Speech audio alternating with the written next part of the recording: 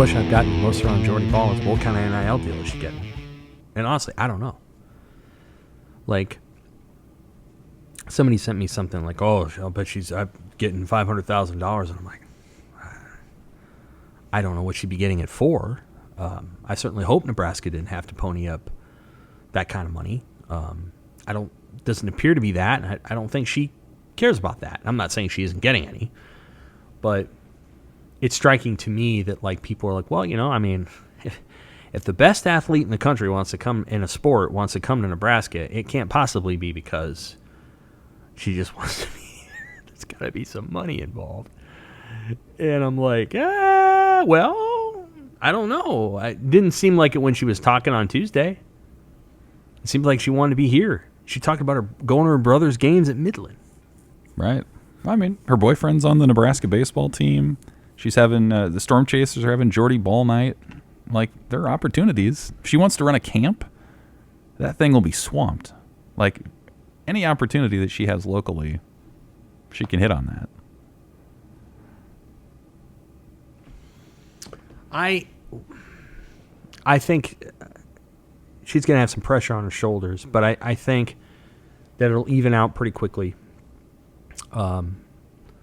Certainly, there's going to be thousands of people at every single one of her games. But, at the same time, the reality is, unless she gets hurt, she's going to be good. Sure.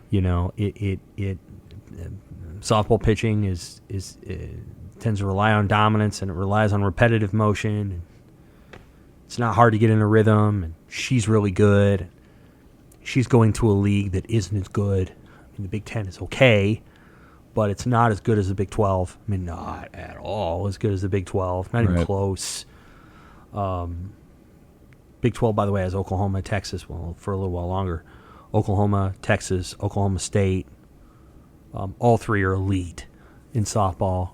The Big Ten has one team that was elite, and that was Northwestern, but they weren't as good as the other three teams that I just mentioned. So, I mean, the chances of her throwing multiple no-hitters in Big Ten play next year are pretty high. None of those play. I don't think any of those teams have ever faced her. I don't think Wisconsin's played Oklahoma. Maybe Northwestern has. So they're going to be seeing her for the first time, and they're going to be like, we don't know what to do.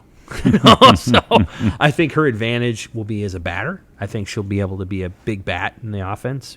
One more bat that helps replace, I think, Maya Felder, who's leaving. And then it's my sense that they're going to get 2 or 3 high-level players who want to join her and be here. And the only thing that would have ever been keeping those players from coming here would have been, well, I'm not sure whether they can go to the World Series. Mm-hmm. But everything else, they have. Like, they have the stadium. It's nice. They have the facilities. They have the nutrition. They have people love women's athletics here. And she said it more than just about anywhere else in the country. Oklahoma's way up there. Yeah. She was at a school where they cared about it too. She may not feel that way, but she was. Gymnastics team, softball absolutely. Team, they care about it. And there's a few schools in the SEC. I think LSU cares a lot. I think Iowa cares a lot. But Nebraska's probably number one on the list. So there's going to be some gals that are transferring or in the portal, and they're going to be like, I wouldn't have considered that school before, but now that she's there, I will. And, oh, by the way, I kind of like this place. So I think they're going to be a preseason top 10 team. Pretty remarkable. It is. It is that one player can do that, and that's probably that's one of the few sports where it's true.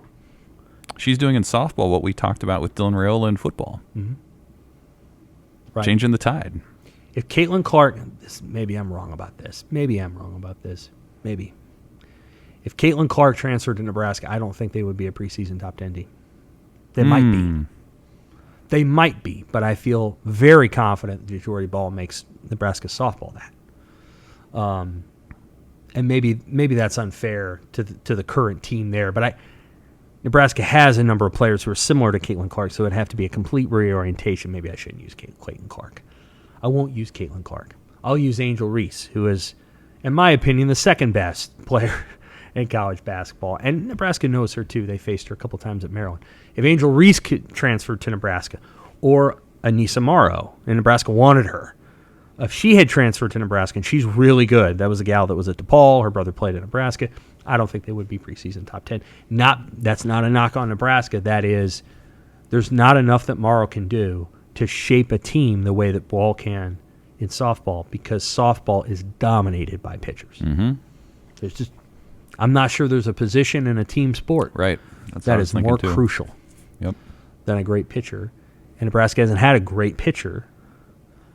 They haven't had a great pitcher since Edwards, but they haven't had a really good pitcher. I mean, Courtney Wallace is really good, but Ashley Hageman was probably the last. Peaches James back in the day. Peaches, yes. So Peaches was way back in the day. Yeah.